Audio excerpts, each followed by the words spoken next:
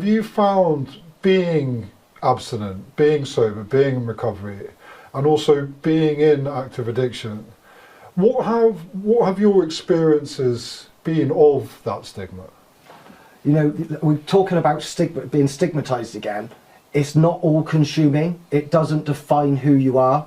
It's a part of who you are that needs to be managed. And it is and for me, it's recovery, because it is a lifetime maintenance, and it's forging acceptance around that. If I say, you know, I'm going to be in recovery and put a date on that, then I'm in trouble. If I believe in my mind that at some point it's going to be okay for me to drink again, which I know inevitably will lead down the road to cocaine again, I'm in big trouble. So it will always be recovery for me. And that's okay.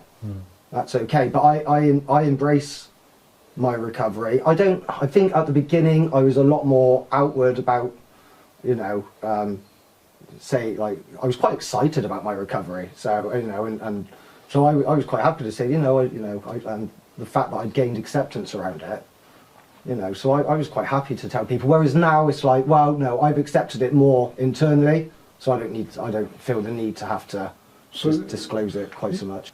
The acceptance of it, first and foremost, within yourself as an individual.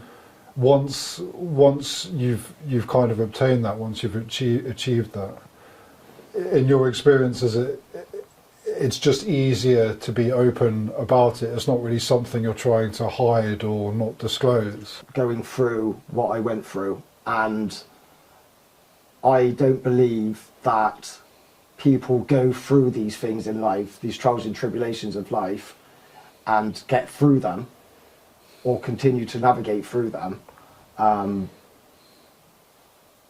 if it hasn't been done for a reason. Like, my experience have been given to me in my life, and it's up to the individual what they choose to do with that. But it's my choice to use my experiences, learn from them, take a positive from them, and pass those positive experiences on to other people. Do you know what I mean? So my pain wasn't in vain, because I can help other people through my experience with that. And I think forging an acceptance is one I say a few times. It's like, you form acceptance, and then you can implement change.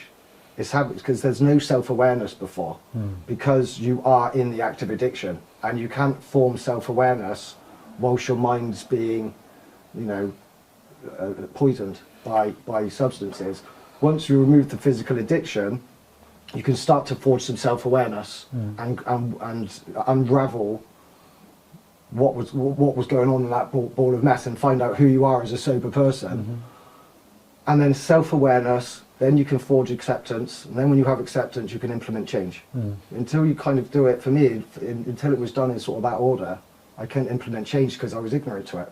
Do you understand why people might want to keep some anonymity around it? It takes an awful lot for people to allow themselves to be vulnerable and disclose their most vulnerable secrets, feelings, because that's not something they've ever felt safe doing. And a big part of behaviours is because they didn't feel people haven't felt comfortable in doing that around thoughts and feelings, is why they've used out of fear of these things.